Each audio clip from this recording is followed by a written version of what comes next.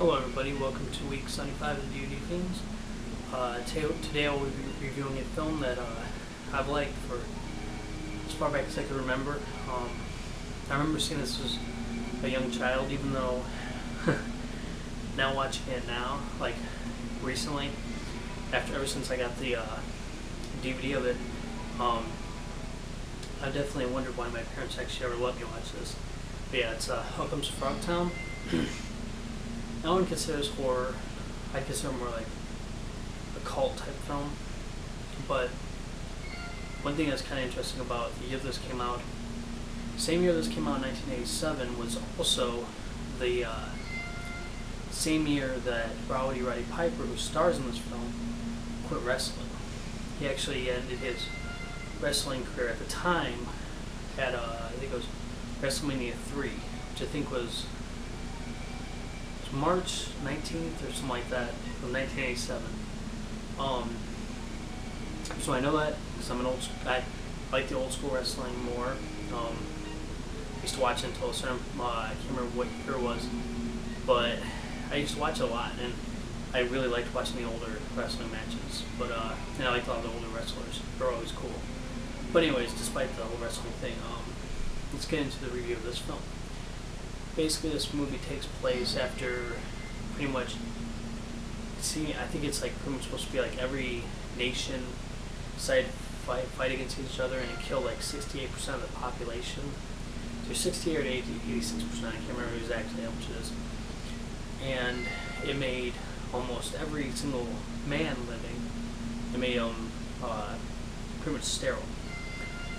And there's few and far between to find a man who can actually impregnate a woman. And on top of that, like pretty much the human race is predominantly women. And it's predominantly ran by women. But basically what happens is there's Roddy Piper plays Sam Hell. He basically gets caught for pretty much sexual crimes and everything like that, and these government officials, part of pretty much finding men who can make women pregnant, getting them and make women pregnant so they can create babies.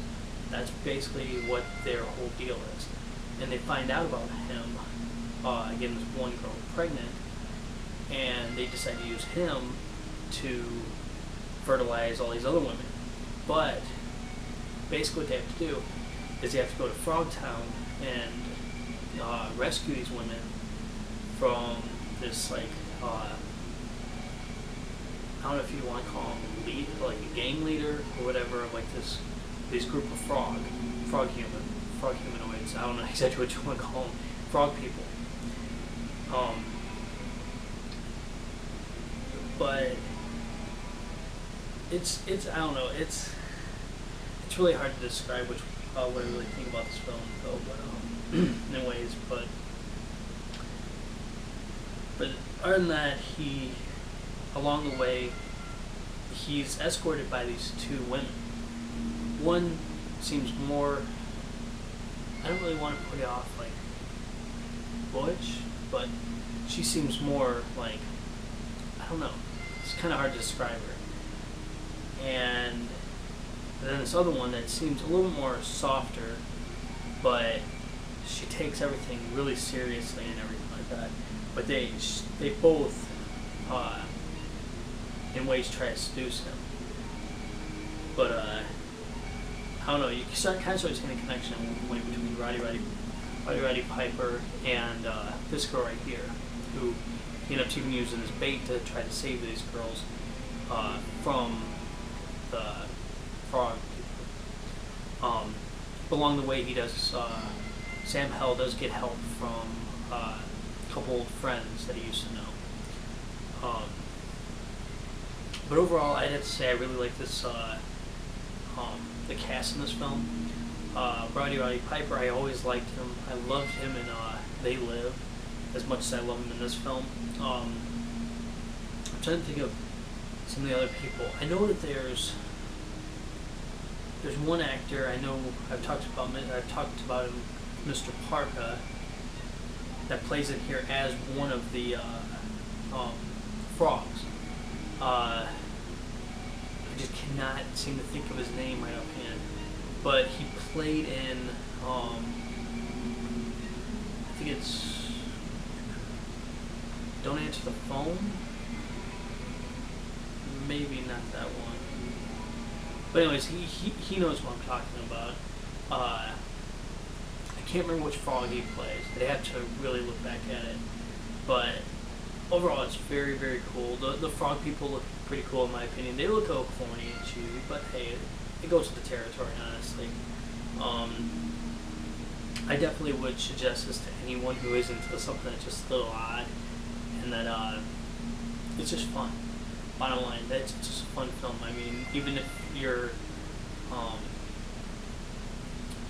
not even so much into like really cheesy films, it's still worthwhile to at least watch them once. Just say you watched it, and to even have a little fun with it. Actually, you may want to have a few other people over and watch this film. I'm pretty sure it's pretty readily available. This is Anchor Bay release. I think they still release this one. I got mine for $6. I think you can go on to deepdiscount.com and get it for $6 also. Still, but definitely check this out. It's worth a while. And one thing that's pretty cool is that you do get an audio commentary by the director and writer, so that's a pretty cool bonus. And you get a theatrical trailer, so why the hell not? And it actually looks really good because I played it on my HD TV, and I did say it looks pretty damn good, even you know, it being a DVD going onto HD TV.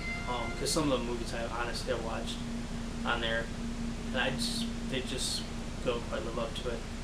But this one did. But despite that, definitely check it out. Soon here on my own channel, just so everyone knows, I will be doing a Basket Case trilogy review, where I'll talk a lot about those films, the whole trilogy. I have all of them on DVD, so all I have to get through is the third one, because I've already watched it before, but I just need to get refreshed on before I do the review. But other than that, just keep coming back, and I'll have some more important news actually about the DVDFiends very soon. Oh, sorry, just so you guys know. But you guys take it easy, and bye.